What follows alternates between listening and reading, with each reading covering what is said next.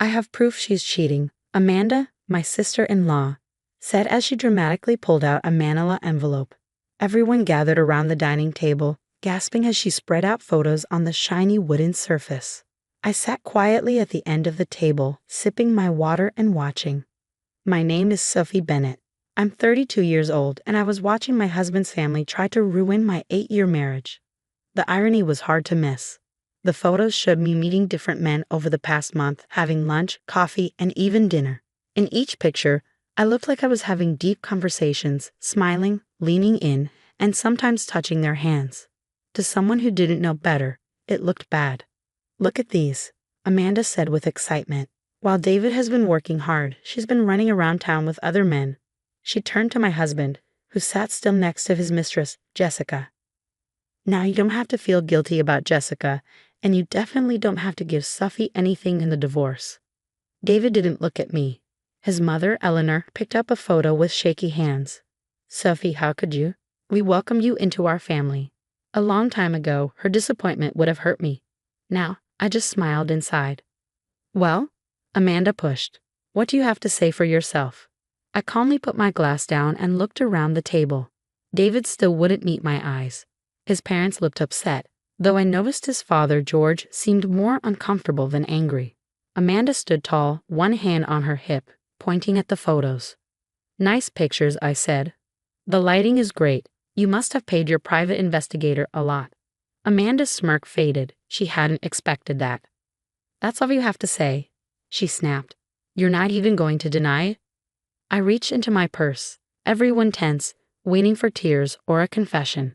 Instead, I pulled out my tablet and set it on the table. "Why would I deny it?" I asked, my voice calm. "Those men are all divorce lawyers." Silence. "What?" Amanda stuttered. I pointed at the photos. "That's James Morrison, the best family lawyer in the city. This is Michael Chen. His firm specializes in cases involving cheating. And this dinner? That's William Parker. He's great at handling cases where people try to hide money before a divorce." Amanda's face turned pale.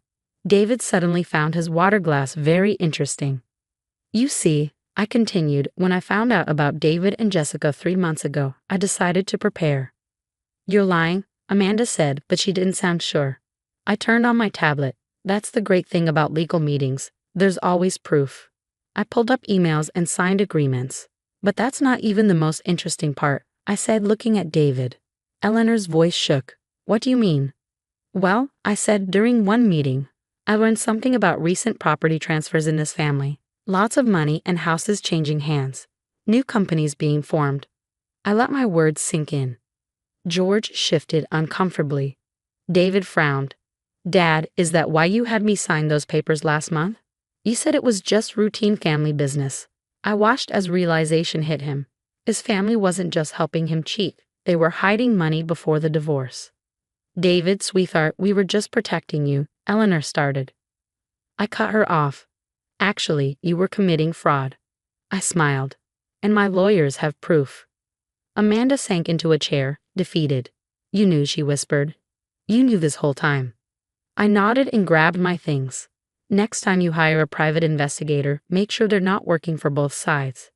I stood up, fixing my dress. "Oh, and those lawyers. I officially hired the best one yesterday." I walked to the door, then turned back. "David, your lawyer will get the paperwork tomorrow. You might want to read it carefully, especially the part about fraud." And Amanda. I met her shocked eyes. "Thanks for the photos. They'll make great evidence." My heels clicked on the floor as I left. In my car, I finally allowed myself a small smile. They thought they had trapped me. They had no idea what was coming. The next few days were full of chaos. My phone wouldn't stop buzzing with messages from David's family. Some were threats, others were tearful pleas. Amanda, especially, kept switching between anger and panic. Her texts became more desperate. "You can't do this to us," her latest message read. "We're family." I thought about that word, family. They hadn't treated me like family when they were planning to leave me with nothing. I ignored her message and focused on my preparations. James Morrison's law office was exactly what I expected: shiny wood, leather chairs, and an air of power. I sat in the conference room, reviewing documents while waiting. Right on time, David walked in with his lawyer, followed by Eleanor and George. Amanda was last, trying to look confident but failing. "Mrs. Bennet," James greeted me with a nod. "Shall we begin?" I watched David's face as James laid out the evidence. He turned pale when we presented our timeline. Every shady property transfer, every new company, every attempt to hide money. Eleanor grabbed his arm when James mentioned possible criminal charges.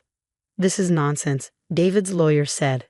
"These were just normal family business decisions." "Are they?" I asked, sliding a stack of papers forward. "Because these documents show my name was removed from family business assets 3 months ago, right when David started his affair. Quite a coincidence, don't you think?" George shifted in his seat. He was always the weakest link, too worried about his social reputation to risk the scandal. "Now," James continued, "we're willing to be reasonable. Mrs. Bennet helped build this family's success. She only wants her fair share." "Fair share?" Amanda snapped. "She's trying to ruin us." I turned to her, calm as ever. "No, Amanda. I'm protecting what I helped create. Would you like me to play the recording of you and David discussing how to keep that gold digger from getting anything?" Her face went white. David's head snapped up. "You recorded us?" "No," I replied calmly. "Your mistress did.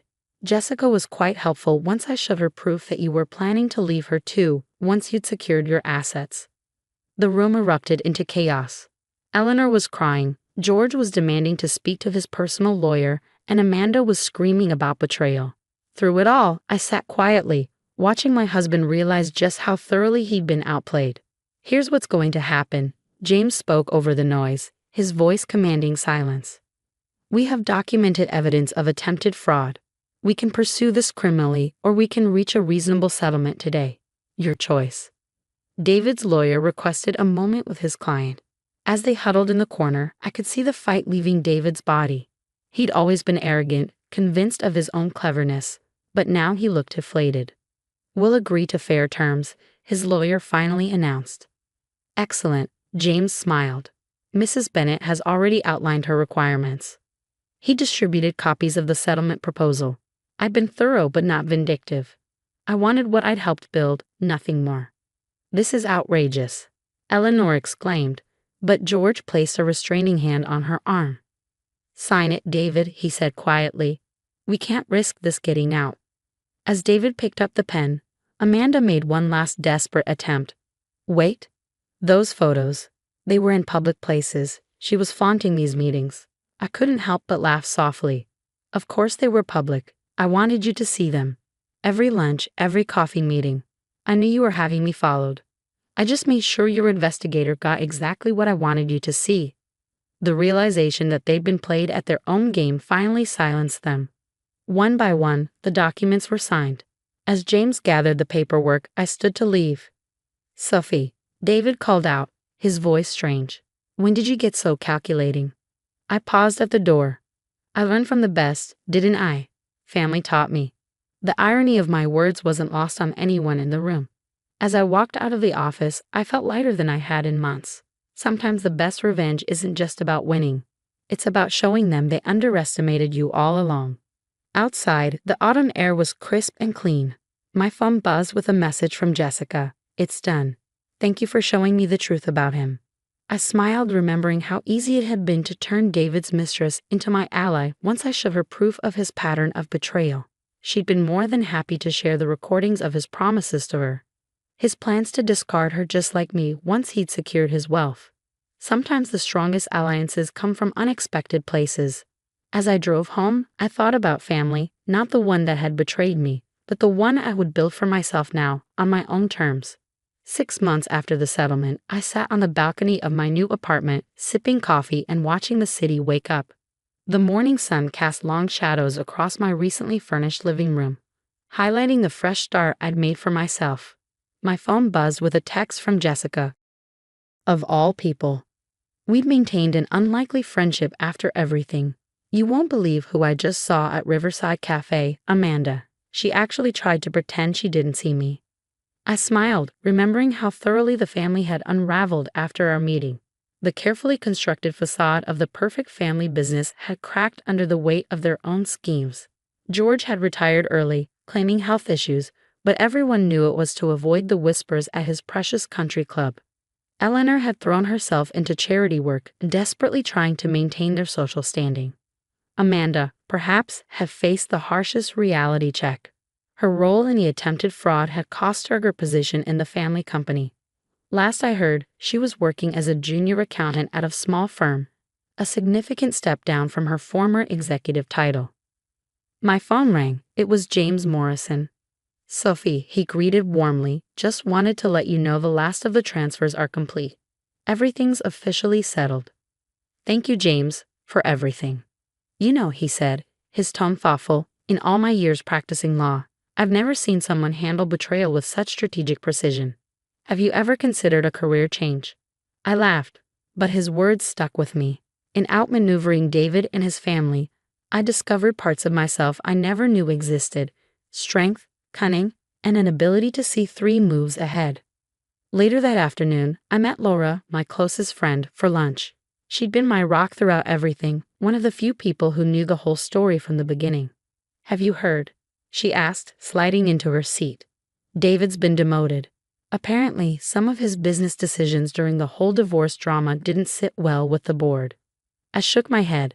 I'm not surprised. He always did think he was smarter than everyone else. Speaking of smart, Laura leaned forward. "How's the new venture going?" After the settlement, I used part of my settlement to start a consulting firm, helping other women navigate complex divorces and financial disputes. It felt right, using my experience to help others protect themselves. "We're expanding," I said, unable to hide my pride. "Opened a second office last week." "Look at you," Laura grinned. "From being blindsided by your husband's betrayal to running your own empire. Who would have thought?" I thought about the woman I'd been a year ago, trusting, naive, willing to believe in family loyalty above all else. That woman was gone, replaced by someone stronger, wiser, but not bitter. If anything, I was grateful for the lessons learned. My phone buzzed again. Another text from Eleanor. "I miss you. The family isn't the same without you." I archived it without responding. Some bridges, once burned, shouldn't be rebuilt. That evening, as I reviewed applications for my firm's mentorship program, I reflected on how life had changed. The family that had tried to destroy me had inadvertently set me free. Their attempts to leave me with nothing had pushed me to become something more than I'd ever imagined. The doorbell rang. It was Jessica with a bottle of wine. Our monthly catch-up sessions had become a tradition of sorts. "To Karma," she raised her glass, settling onto my couch. "David's dating someone new, by the way. Poor girl has no idea what she's getting into." "Should we warn her?" I asked, half joking. Jessica laughed. "Something tells me she'll figure it out on her own. Besides, I hear she's quite clever with computers. Maybe she'll catch on faster than we did." We shared a knowing look. Sometimes the best revenge isn't about getting even. It's about moving forward while watching karma do its work. As the sun set over the city, casting an orange glow through my windows, I felt at peace. The family that had tried to write me off as naive had taught me the most valuable lesson of all. Never underestimate someone who has nothing left to lose. My new life wasn't built on revenge or bitterness. It was built on wisdom, strength, and the knowledge that sometimes the worst betrayals lead to the best beginnings. I raised my glass to the setting sun, silently thanking them for teaching me exactly who I could become. The story of how my husband's family tried to destroy me had become the catalyst for my greatest transformation. Sometimes the best revenge isn't about getting even, it's about getting better.